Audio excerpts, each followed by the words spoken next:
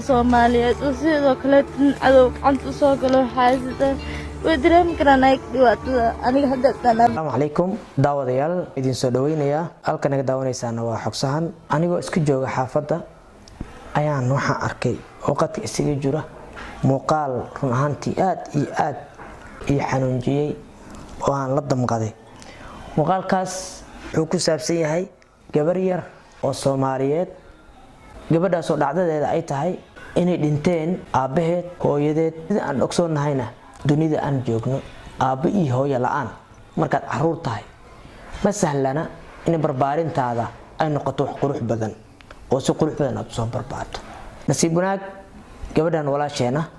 aabaheed iyo hooyadeed markii weysay ay dhinteen ayadoo waliba yar waxaa soo korsatay ayeeyadeed ma aqaan inay tahay ayeeyo hooyo dhashay mid aaba dhashay waxaana jeclahay inay tahay ayeeyo hooyo dhashay inay tahay gabadhii nasiibka uma saacidin ayeeyadeed u sii noolaato ayadana way geeriyootay aabihii ay hooyada dhalayba way geeriyoodeen waxayna ifka ugu tageen aabaheed iyo hooyadeed ayada oo qura walaalka weyn ma qabto walaal kale ma jiro ayeeyaa soo korsatay ayeeyadana way dhimatay aabaheed iyo hooyadeedna way ka horeeyeen waxaa dhacday marka in abtigeed ayada oo soo wato si oo u koriyo abtigeed oo soo watay gurigiisii joogtay meeshii laga rabay waa abtiya meeshii laga rabay inuu si fiican u barbaariyo wax baro mustaqbalkeed iftiimiyo haddii intaas u saamaxaynin wuxuu haysto resource ka yar oo haysto ay u saamaxaynin waxay ahayd in gurigiisa si qurux badan ugu barbaarto balse maxaa dhacay gabadha aan ka sheekeynayno waxa lagu magacaabaa Foos waxaa lagu daray nin oo aysan shukaansanin oo meesha ku yimidaan la ogeyn barkii lagu daray idoo waliba yar oo abtigeedna ku iibsaday $1,500,000 oo qura oo shilinka Soomaaliga bal ka waran haddii hooyada iyo aabaha aad weyso ayeeye ay ku soo korsato ayeeyna ay ka geeriyooto abtigaana oo ku siisto $1,500,000 oo shilinka Soomaaliya Foos nasiibkeeda Ilaahay wuxuu ka dhigay in nin la siiyo ninkiina ay gurigiisa ku qaangaarto ayadoo qaangaar in lagu qasbay gurigii ninka ay ku qaangaarto qaangaarkii ugu horreeyna ay cunug qaato bal Foos muuqaalkeeda waa kana nala daawada waa Foos Axmed Xasan jira awada mataabaan soo kala duulinta ayadee soo wata ayadee marka korsata ayadan waa dhibta tigay soo wata hadda marka soo wata maxaa ugu dara ninka ugu dara laashi laga lacag badan oo kana sidoo maxaa ugu dartay marka $1,500,000 marka la maqawi waday aabaan kaligeeyay dhalaan marka la qaadaysaa wax dadkayga Soomaaliyeed ilaa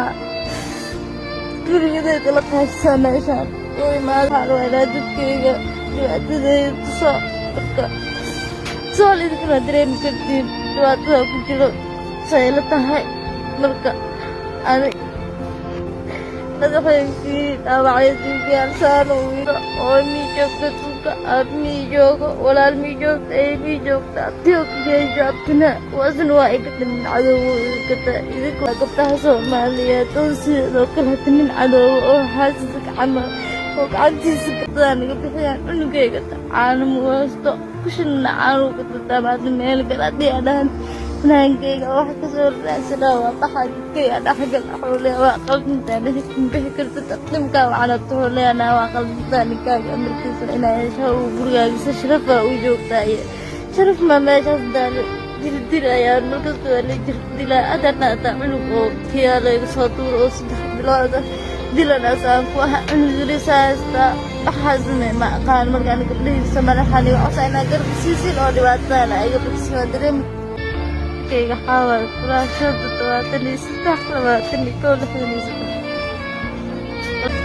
waxaan rajaynayaa Foos Axmed inaad ka bogateen arinteeda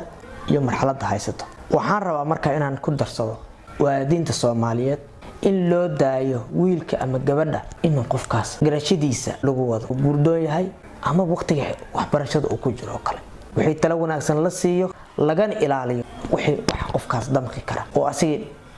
xanuun ama dhib u keeni kara waayo qofka hadduu hal mar yani maskaxda ka damage garo ama yani waxa ku dhac caqdad nafsi san maxaa lagu yeelayaa maxaad galabsatay maxaa dad kala duwan tahay markoo arko hadii gabar tahay markii aragto gabar ayda asaageeda ah si qurux badan loo barbaariyay mutacallimada yani si qurux badan loo soo dooran amaba wiilka qudhiisa sidaas oo kale asaagiisa tabar waa meesha boqolaal wax baran oo maanta noloshooda si qurux badan u tahay jira marka waxaan ka codsan lahaa ummadda Soomaaliyeed guud ahaan iyo gaar ahaan in ay u daayaan